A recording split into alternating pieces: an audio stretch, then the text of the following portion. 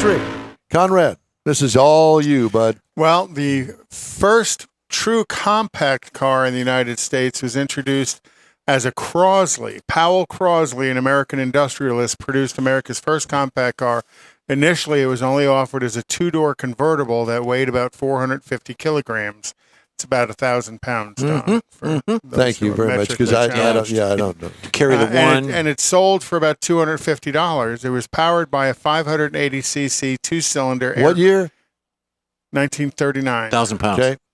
And at the time you were born. Yeah, thank you. I was going to say, he's trying to relate it. A 580cc, basically a motorcycle engine, two-cylinder air-cooled engine. It was mated with a 3-speed gearbox. It had an 80-inch wheelbase. I've never really seen one of these in person. Actually, in 1939, that'd be way ahead of its time. It looks kind of modern. Yeah, very much. Kind of reminds me a little bit like a bug-eyed Sprite. Exactly. But ultra lightweight, very low powered, but that was kind of the original compact car. And later on, many more body styles were released. There was a four-passenger convertible, station wagon, and a panel truck and a pickup truck, all off of this Crosley chassis. And then in 1948, Land Rover unveiled for the first time at the Amsterdam Motor Show. The Land Rover was developed as a result when Maurice Wilkes, a Rover engineer, was unable to produce parts for his constantly breaking down World War II American Jeep while he worked on his farm in Wales, and he developed the Land Rover brand.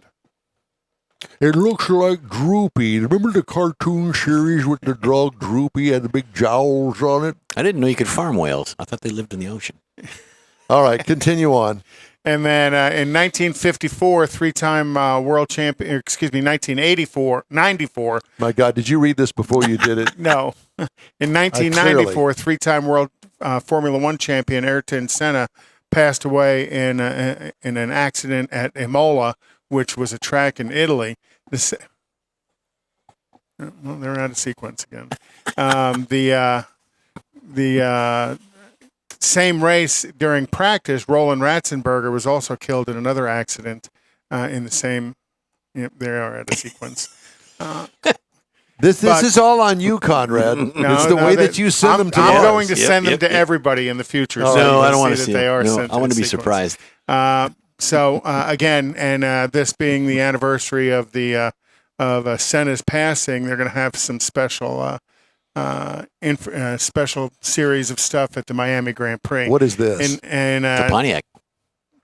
In 2009, this week, struggling American giant General Motors says it planned to discontinue production of the Pontiac brand that was more than 80 years old.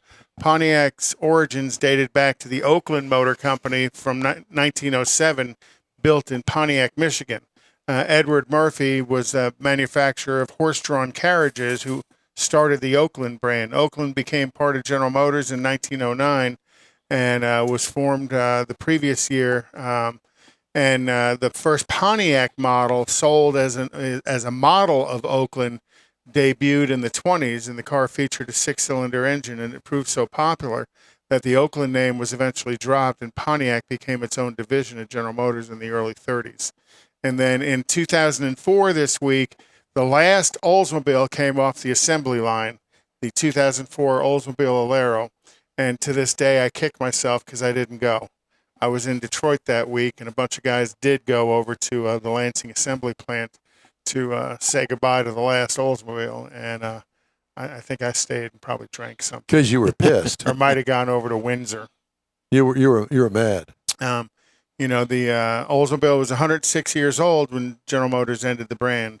Oldsmobile is America's oldest manufacturer. Factory workers at the plant in Lansing signed the last car, and that Alero sedan was given to the R.E. Olds Transportation Museum, where it's still on display today. There's a city in Detroit area named Oakland. Yeah, it's north of Detroit. Okay, are you done? Yep. Good. I'm glad. Because none of it worked.